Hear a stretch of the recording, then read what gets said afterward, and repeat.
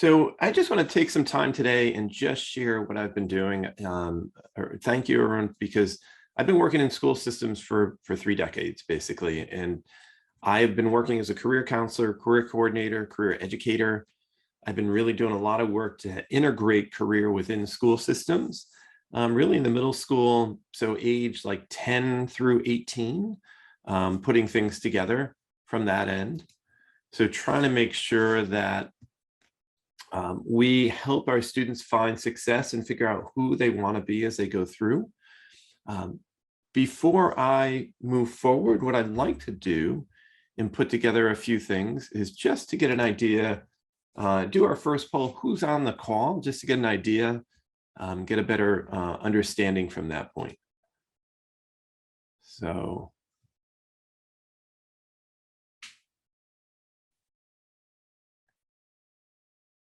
Can we just run that first poll?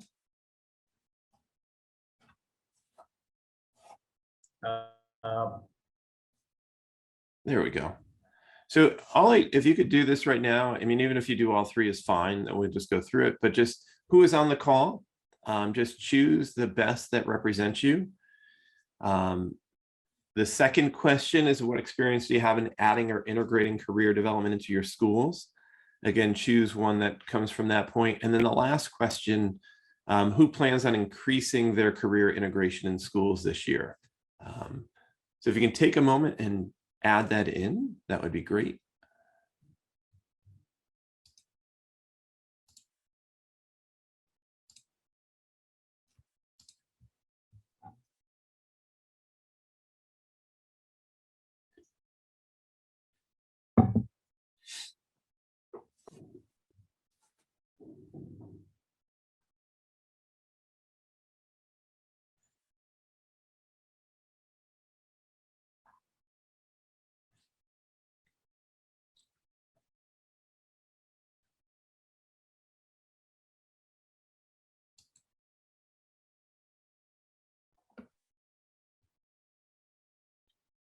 Please give me a cue whenever you want me to stop the poll. Maybe give them another 30 seconds and then we'll stop it. I'm hoping they'll be okay at that point.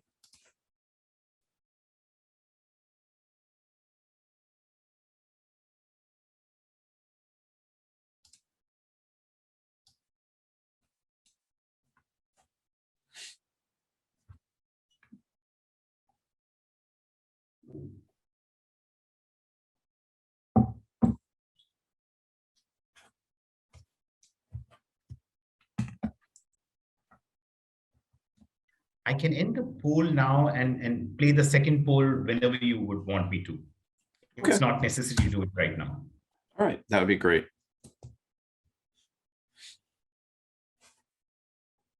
Close the poll. Yes.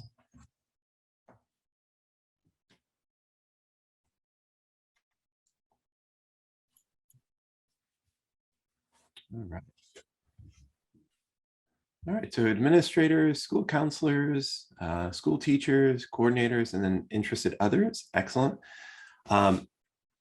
So my hope today is when we're going through this, that you'll get some ideas, you'll get some understanding what to look at as we put things together. I'll be sharing my resources. I do have a handout that you can get if you're interested, which has a number of different resources. Some are mine. Some are other organizations, which I'll explain when we get there a little bit, but I really want to help you kind of start looking at opportunities. You know, in the US, we always have that question, you know, looking at how do you prepare for career success? And one of the things, you know, do you have any other references apart from the one from your mother? You have to make sure that you can expand their horizons so that they have experiences outside the family. That's an important part as they go through. But more importantly, as we look at each other as professionals, you know, where can you find things that are happening well? And I think what happens sometimes is that we look so far outside of where we are in our own neighborhoods, in our own communities, in our own areas, that sometimes there are school systems that are doing things that are really well that are next door and forming small groups. One of the things what I started probably almost 30 years ago, I worked with a group of professionals from different school systems, and we actually formed a group that met every 2 months. And what we did is we shared ideas of how we could integrate career into school systems. And that way we learned from each other before we jumped into like the National Career Development Association or jumped into other areas. We learned from neighbors, we learned from neighboring schools, and that way we built and we presented and really built our own skill set before we started going out to looking for others. The interesting part as we look through this, you know, the career development pathway, life as we go through, there's probably 40 to 50 years of construction, right? As we learn and grow, as we move from one job to maybe a higher job, maybe to a new industry as we go through, it's important that we help build the foundation in those younger years. And I think that's a very important part that you need to think about is how can school systems, how can classrooms really become that piece that will really launch our students for their success. Now, when it comes down to is that, you know, everybody wants to kind of figure out who do you want to be? You know, that's always a classic question in the US is who do you want to be? And I think it's a great question. You know, when you see and hear the little girl says, I want to be your boss. But more importantly, we want to think about the question is, what skill set can we give our students? What are ways that we can help build them? So as we think about skill sets, communication, teamwork, problem solving, all those and what they call in the US essential skills, soft skills, you know, necessary skills. Google in the US has not been hiring because of the degree you have. They've been hiring because of the skill set you have. So how do you build that in to teach all those little things that are the intangibles that happen every day in the classroom, but need to be highlighted? So I think that's an important aspect that you need to think about is how do you bring that all together? And there are simple ways, and I'll share some of those along the way.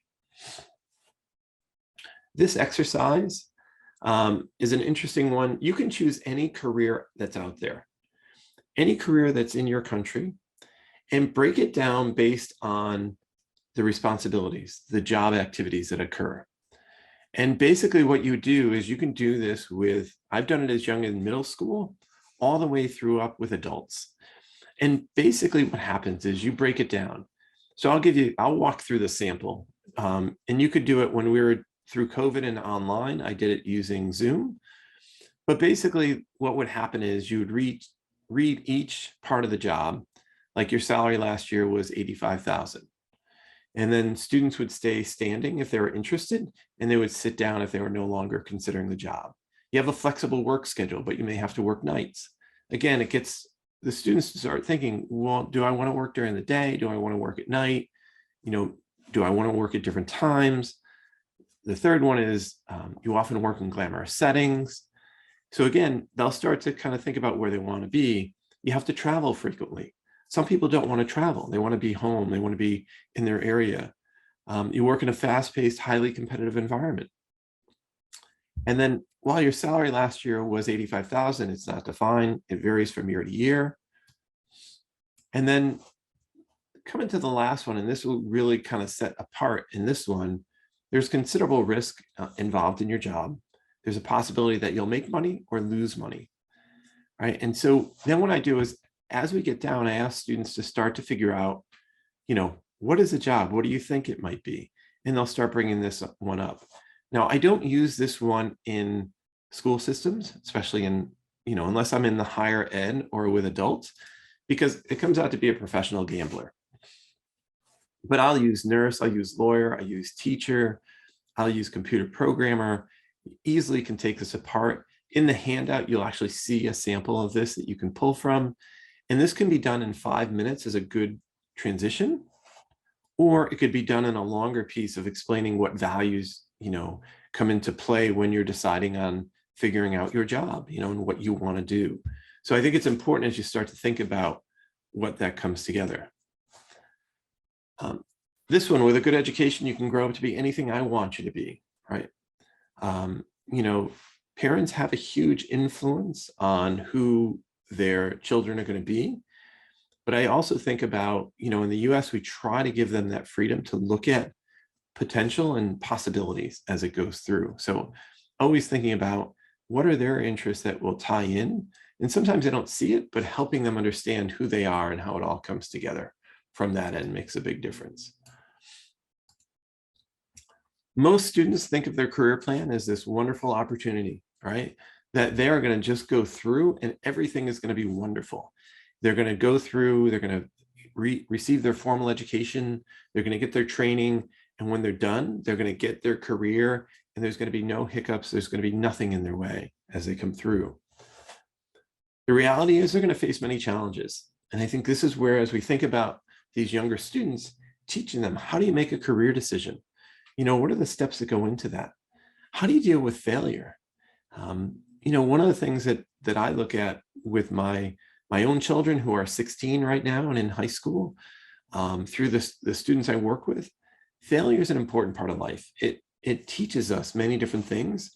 And how do we learn from failure and not take it as something that's going to hold us back, but that's going to allow to grow and to prosper and to move forward. So I think that's an important aspect as we go through of thinking, how do we use those setbacks to really move forward in our life as we go through? One of the things I want you to kind of think about is that as we put things together and think about career development throughout school, there's a couple of different things you want to think about. One, engaging parents, right? They have their own experiences that they've gone through. I have my own experience of interviewing and failures and choices and being burnt out and all these things, right? That's key things that I can share with my own kids that will help them understand what I've done, what choices I've made. Helping students at an early age, awareness and exploration, just getting out there and seeing what's happening, seeing what the different careers are, what people do from that point. Linking the courses between what happens in school and what happens in potential careers, different activities that may come together. Thinking about, getting them ready for career, but then also getting them ready for advanced education, I think is an important part. And one of the things we've been looking at in terms of our own piece within the US is closing that opportunity gap. Not that every student needs to, and this has become more and more prevalent in the US, not every student has to go to college. There are many different ways of gaining skills through trade schools, becoming a plumber, becoming an electrician, some of those trades that can go through advanced manufacturing, where they can go through, or computers. They don't have to go to 4 years or 6 years of advanced schooling in college, but finding the right tracks and helping them connect in what they do. So when we look at career development focus, if we look at those younger years, right, elementary, students that are 5, all the way up to maybe 10, right? That's awareness, helping them understand what's out there and just getting a better understanding of who they are. I think that's half our piece of when we're going through, is that younger students don't need to figure out their career. They just need to know who they are and who they're interested in and what's out there as they go through. The middle school years, where they can start probably around 11 to 13, they can start exploring, right? Still get more awareness, because that's always important, because we're not going to learn everything, but really start exploring and seeing what the opportunities are. And we'll share some of those going through. And then the last part is high school, right? So that's like 13 here to 17, 18. And that's helping them explore and making decisions. And one of the things I tell all my high school students, you may not make a final decision right now, but you may change down the road. And how do you make that change and how do you make that decision, I think, is the most important part as we bring everything together. So parent involvement. Studies have shown, research has shown, especially in the US, and I'm going to apply it outside, is that parents have influence over career development of their children. They provide the exposure at work, what you're doing, talking about what's going on both directly and indirectly. They see how you come home. They see when you go in the morning. They see, are you happy when you come home? And we have the most influence as parents in terms of planning and putting together goals and helping them realize that. But the other part is sometimes we don't have all that career information. We don't know all the steps or the best ways. We only share what we have. So in the school system, this is where we can help engage parents to help them become a partner in what's happening. And by sharing what we do in schools on some of the career pieces, we can develop that partnership so that both parent and educator can help develop the child from an early age in terms of the awareness of what they do. And so some different things that you can do with parent activities is expose them. One of the things I always talked about, and I try to get our elementary school teachers to do, is to go out and when a parent is going around, share what people are doing, whether it be the person that's working up on the power lines to the person selling behind the counter, all the way through and doing different things is so important from that end. Try to figure out their interests. What do they like? And that's going to change. But, I know in the US, a lot of kids want to be the athlete. They want to be the musician, but helping them see what different interests are and what they like to do. Do they like to be a leader? Do they like to problem solve? Do they like to do research? Those type of skills that can be very good. Figure out their good work habits, right? Assigning chores neutrally.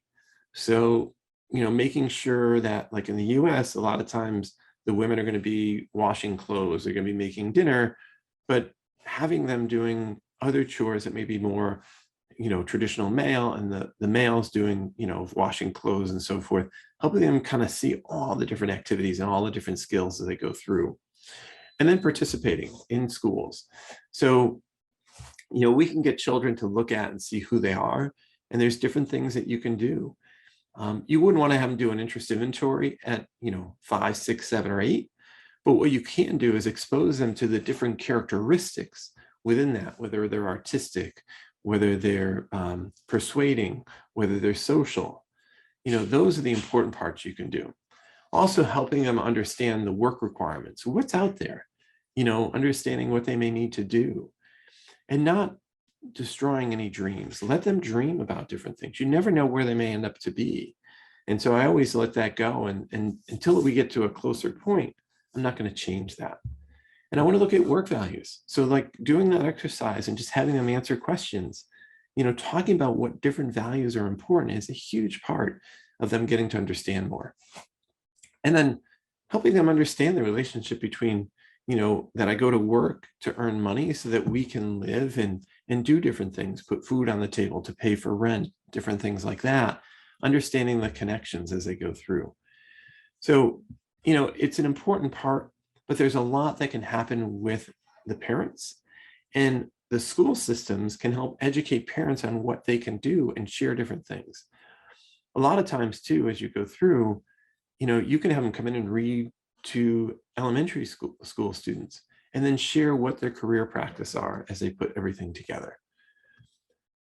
I think the important part as we bring things together is that you're not trying to find a career or college major when they're 4, 7, 9, 12, sometimes even at 15.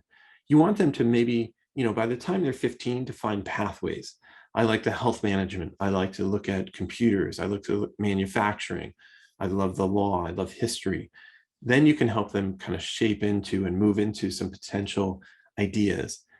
But the early ages, you're always just trying to expose them to different things from that end. You're not trying to get them to choose something, but to understand who they are, what's out there, what they like.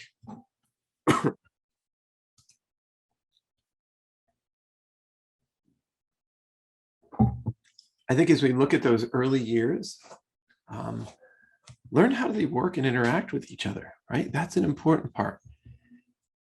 Learn about different traditional and non-traditional careers. The amazing part for these students right now going through elementary, middle school, there's a number of different careers out there that have never been invented yet. And I think it all depends on our society and technology and what happens. I mean, if I go back to when I was in elementary school, there were no computers. We had TI-99, which was a basic. You had to learn DOS and put everything together when I was in middle school. But now we have social media managers, we have webmasters, we have all this different world that comes together. And understanding that we're going to have the same thing for our students, that are in elementary school. They're going to be careers that haven't been developed yet. And it's based on need, and I think that's an important part. Helping our younger students, how do you set goals? How do you achieve small goals? I think is an important part. A lot of times they just kind of wander through. And I know as a parent, I don't know everything, but as I've learned different things, I've shown my students, but we can show that within a school. How do you set a goal? How do you make a decision? It doesn't even have to be a career decision, but how do you look at pros and cons of different things? Understanding those employability skills, problem solving, group work, communication, research. I think it makes a big difference in what we can do. There's so many different activities. I'm not going to read through them all, but like having the parent come in and reading to class. Find out what the students' likes and dislikes are, and share within a group, you're happy and you know it. There's a lot of different ways that we can go through. Just be a friend, helping them use positive communication, expressing their needs. Understand when things get difficult with a friend. How do you deal with that and put that together? And then just giving some ideas of the students, that money is earned in jobs. It helps through the skills you have, sometimes the education, sometimes the awareness of just understanding that, different places or different jobs earn different money as they come through. So Arun, if you could just open up the poll one more time now, we'll see just to see the results and take a look at what people answered for the second question.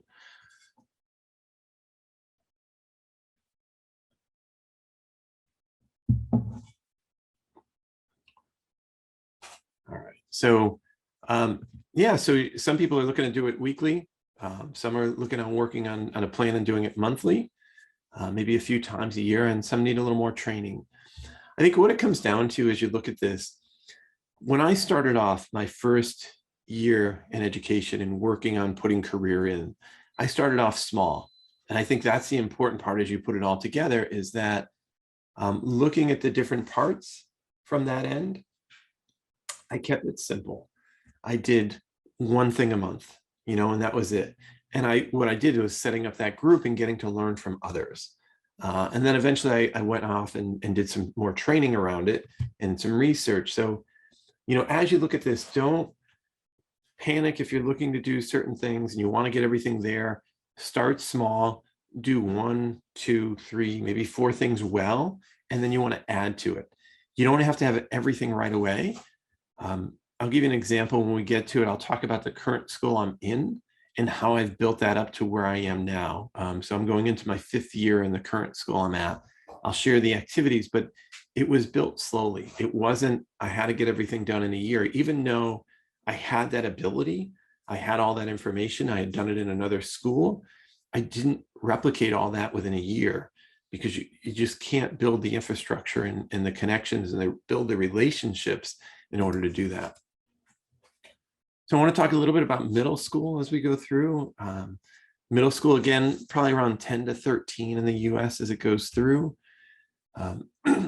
So as we look at this, parent activities, learn about different careers, help them set some, what's their primary goal, what may be a secondary goal, which is an important part. Help them create a plan.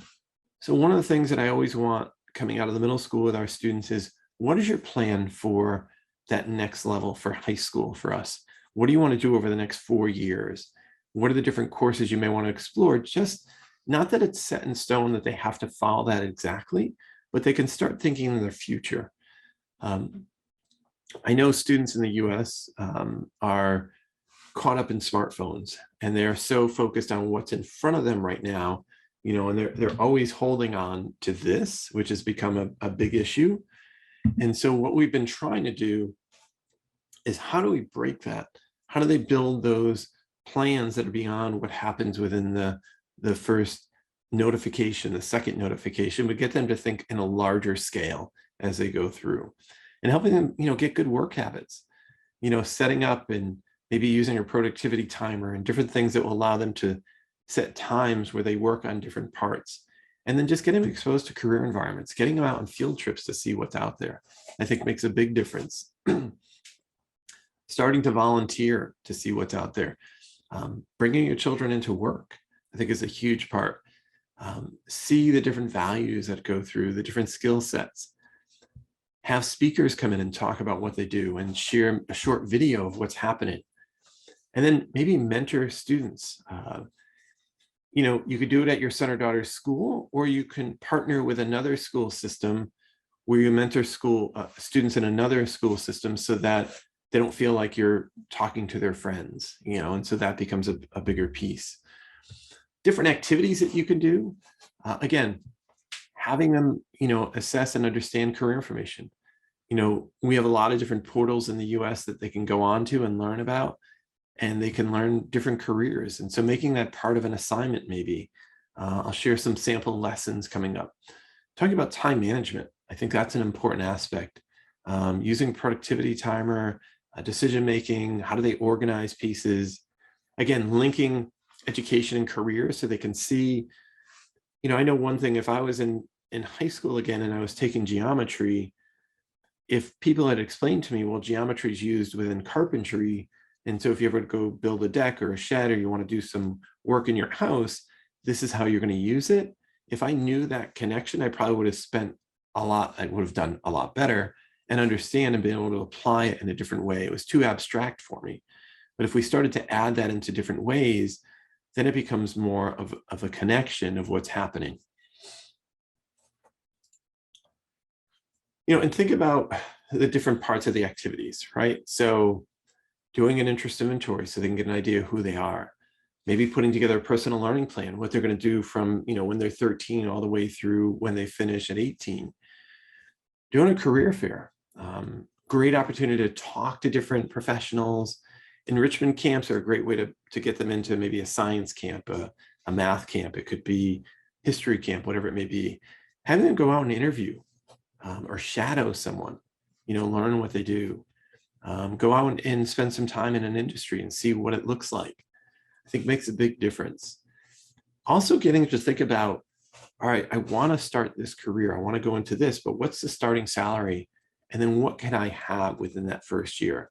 Do I have an apartment? Can I live within a city? Can I live outside? How does it all work? The concept, higher education equals higher income is true for some jobs, but not all. But having them understand and see what they want. Also know the graduation requirements, what they need to graduate from school, so they get a better understanding.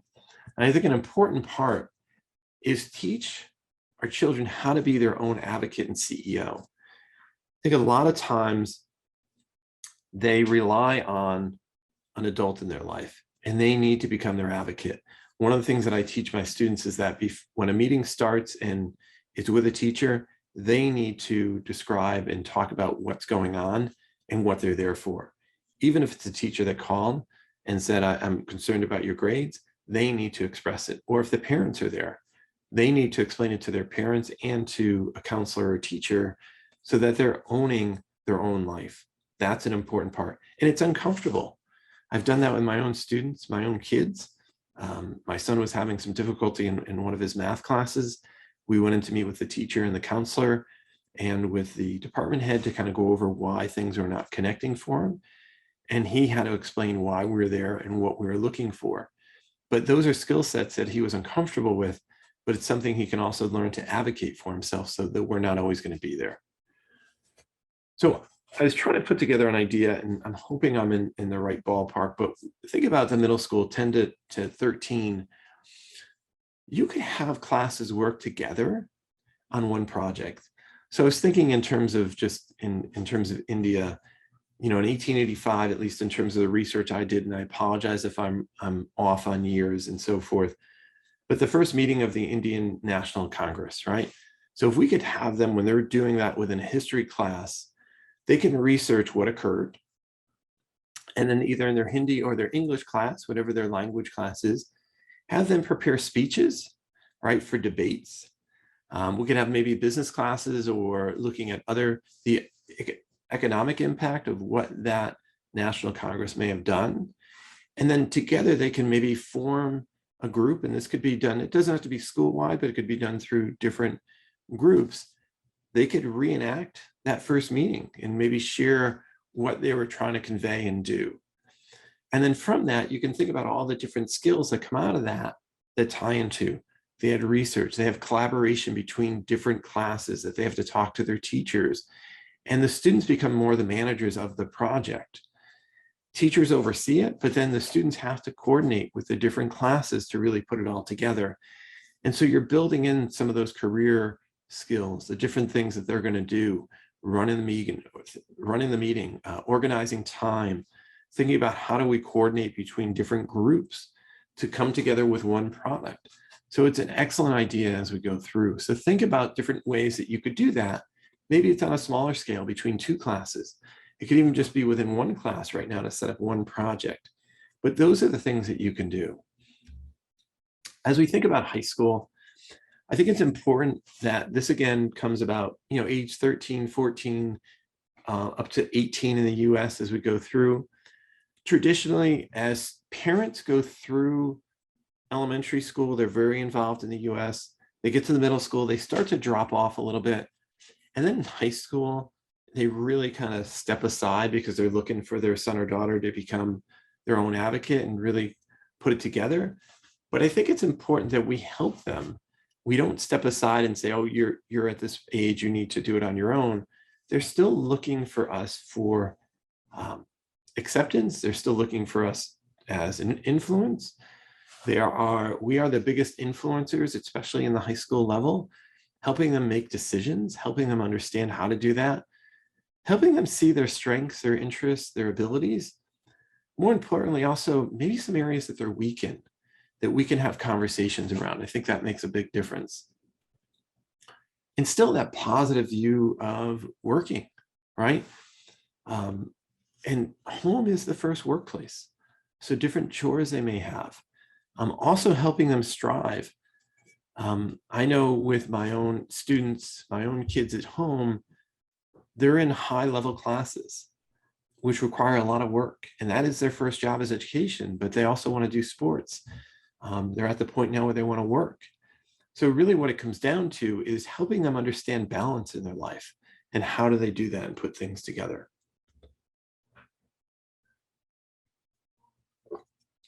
Helping them understand what your daily activities are and where you go and what you do, I think is an important part. That makes a big difference so they can get an idea of what you're doing, why you choose your clothes, what's required at work. That is an important part as they go through.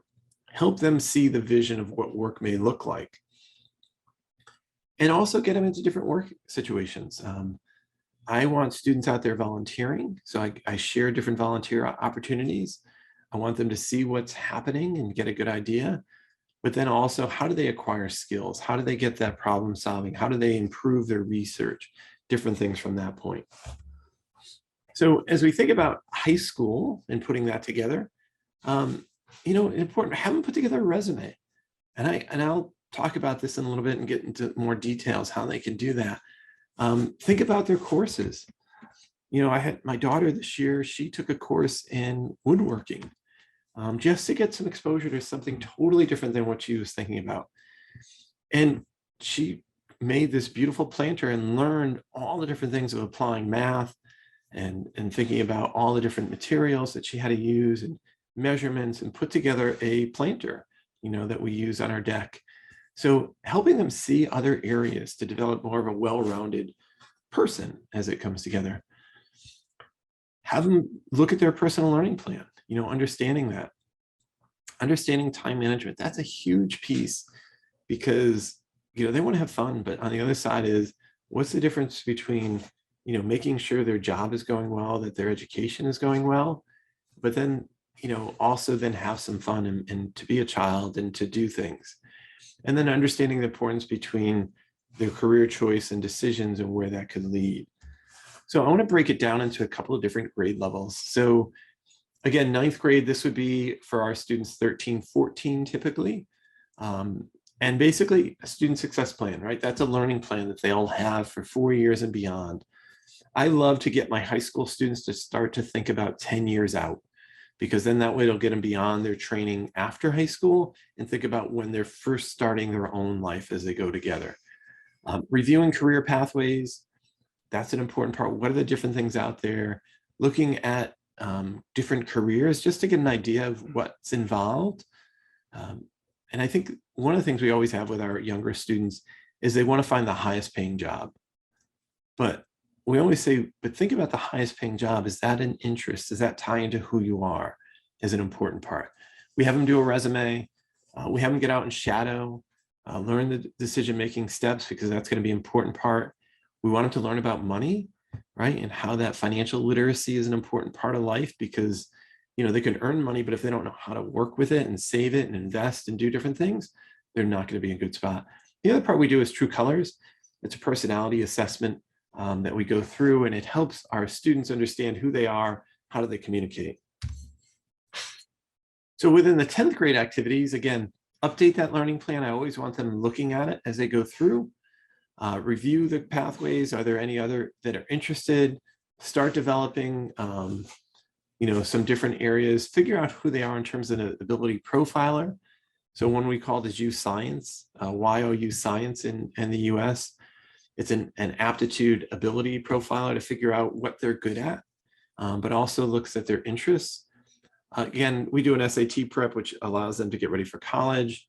Again, looking at different career clusters, life goals. Again, update the resume. So I'll talk a little bit very shortly of how I set up that resume in 9th grade and how we build from it. Going through, again, getting them out and experience, mock interviewing, but not mock interviewing within a school system, mock interviewing with an employer. And I'll explain that a little bit too, how it comes together. And then create their elevator pitch. What's their 30 to 90 second pitch of who they are and where they want to be? So I'll talk about that too coming up, and how we do events that way going through. Again, 11th grade, again, it's a lot of updating, reviewing, but in our 11th grade, so this is like 16, as they're going through, maybe turning 17, is start to choose their pathway after high school. What are the different things, right? What do they want to do? I want them to go and explore different places and check out schools. Some may want to explore what we call a gap year. So it's not going to college right away or going into a job, but going out, maybe volunteering for a year, or some will travel, just learning who they are. We have some paid programs that a parent can pay, but we also have some volunteer programs where they'll earn money towards college that they can do. And then attend college fairs. So that's our way to kind of figure out where they want to be.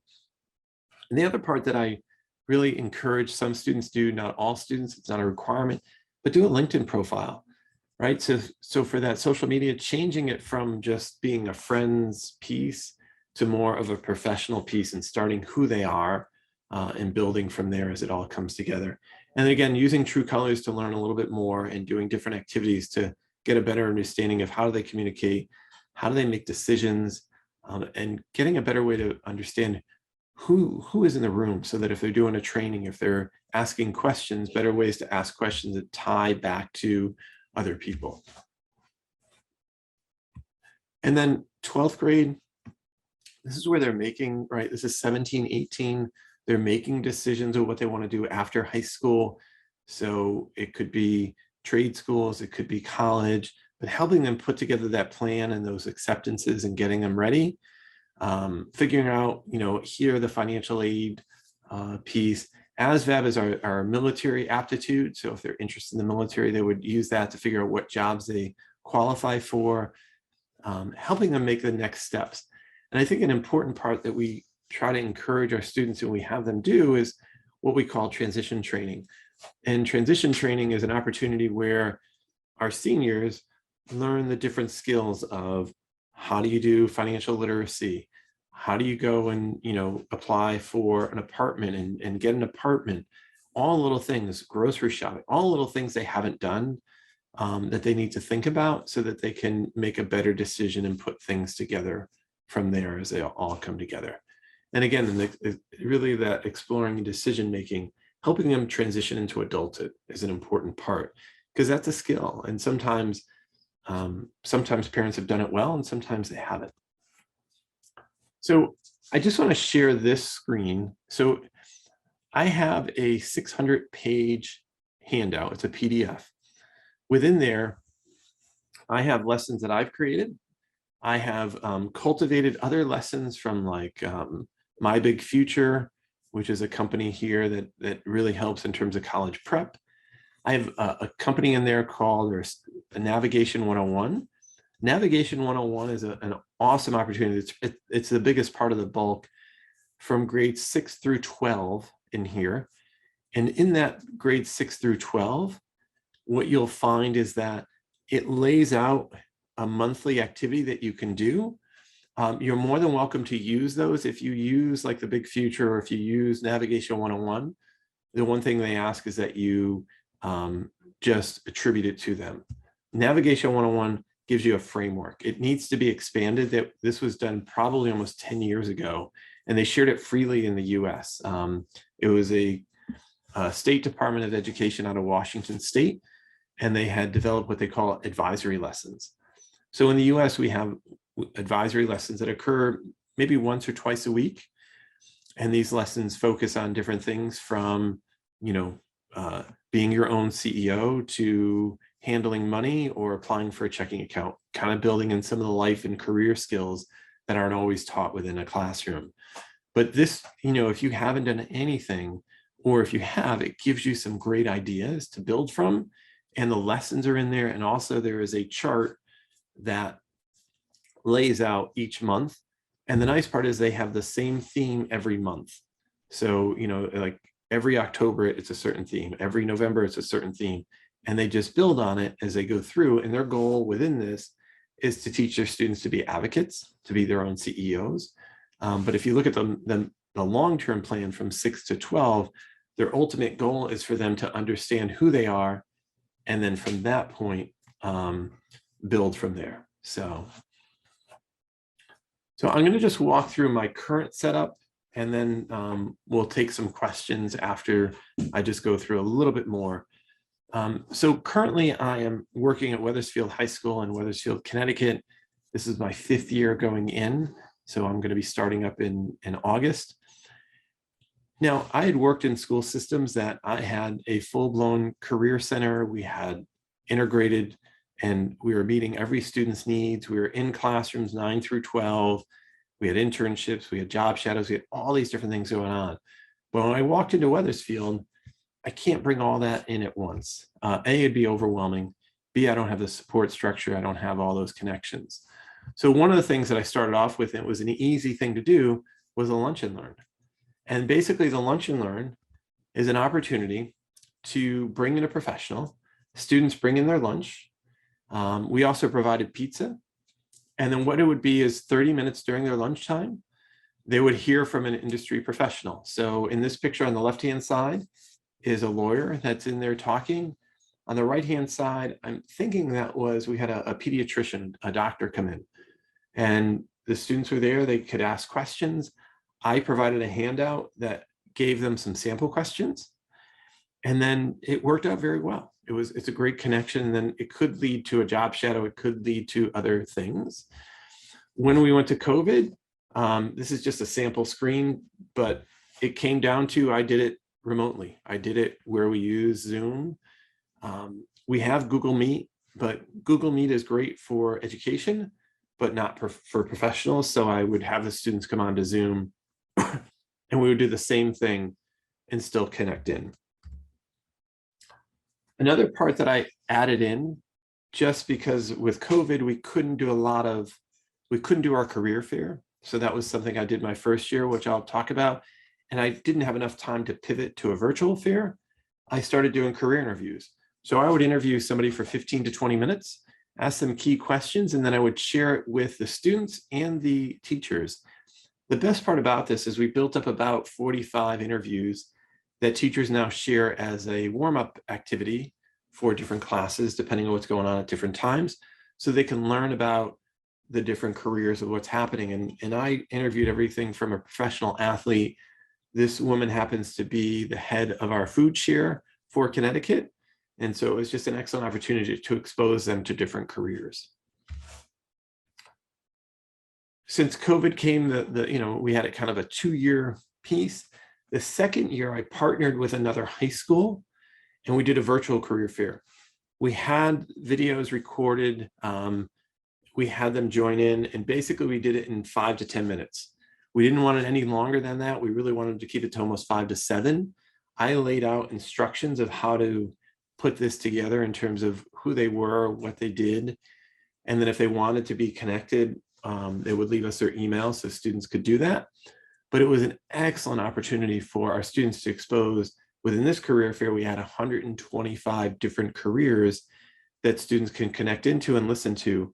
And we still have those live and connected so that students can still go back. And again, teachers are using these. And that's the best part, is I can get some of the stats on that and look at, what's been viewed more as we go through. The other part that I don't have listed up on the slides, but I actually survey the students every year in the high school. So my kids 13 through 18, I ask them, what are 3 careers that you're interested in or pathways?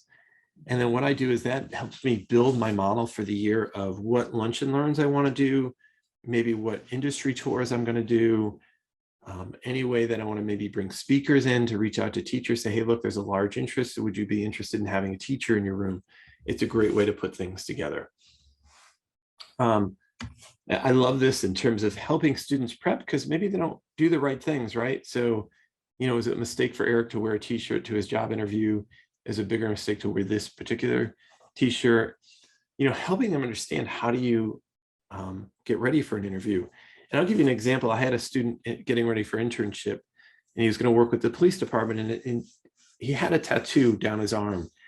And the police department said, you have to cover any tattoos. And he showed up in a short sleeve shirt, like a polo shirt. And when he walked in, the police officer at the front door said, I'm sorry, but we're not going to be taking you in for the interview. You're all set. You can go back. And he came back and he goes, I don't know why I didn't get the interview. And we looked through the list of requirements, and it said cover all tattoos. So we help them as they go through. So I talked early on about doing the 9th grade resume. And so one of the things that we did is that we built it into our 9th grade history class. So history teachers typically, and English teachers here typically have a lot of essays they have to correct. 2, 3, 4, 5, 10 pages, whatever it may be. There's a lot of writing. So this happened probably about 10 years ago, and now I use it in Wethersfield, and I've used it in all the schools I've been in, is that in the 9th grade, we have them, and we try to get it done in the fall because it has a more impact, is that we want them to research and write a resume for a historical figure of whatever time period they're in. Put together, kind of the best they can of where they are, their objective, their education that they might have gone through, the experiences they had in terms of different roles, maybe activities that they were involved in, and then maybe skills and abilities, right? They were fluent in different languages. Once they complete that, I asked the teacher, can we help them start their own resume? So the student will then start their own resume. Now, in 9th grade, 13, they don't have a lot of experience. But what I do is we then explain, how do you gain experience? How do you volunteer? Because that can help build up your experience. What activities are you involved in school or outside of school? What skills and abilities do you have that you may want to increase? That was a huge piece as we put that together. So it then helps develop our students and give them a pathway to think about how do they develop their own resume going forward. The Spanish job prep. This was an interesting one because what we did is we worked with our Spanish 4 class, which are advanced students that are learning Spanish. We actually created a job description that they're applying for. They had to create a resume in Spanish. We used it based off of the description and requirements that were required in Spain. So they had to not do the format for America. They had to do it for Spain. And then we brought in speakers or interviewers who spoke Spanish, and we videotaped them. And it's so much easier now because you can use Zoom or Google Meet and record it. Before, we actually had to set up 8 different settings within the school and have them videotaped, and then the teacher then could review it. Now they can just easily record it, and then they would do the interview. They would do about a 10-minute interview within Spanish, and then they would get feedback from the interviewer. Great opportunity for them to really apply their skills and to turn that into a whole nother level. Just even interviewing mom and dad. I always ask them, when was the last time you asked your mom or dad what they do and do they enjoy it? How did they get there? A lot of times we don't. So getting them out to do that.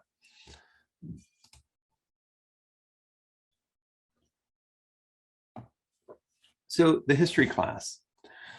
One of the things I always try to do is figure out how can I make something that's already being done in a class connected into career.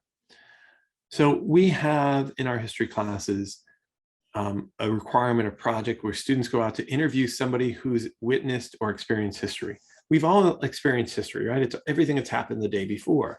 We've all experienced different events. So what I did is I asked the teacher, can I come in and teach? How do you interview? What to wear when you go to the interview? Where to meet? How to leave a phone message? How to send an email?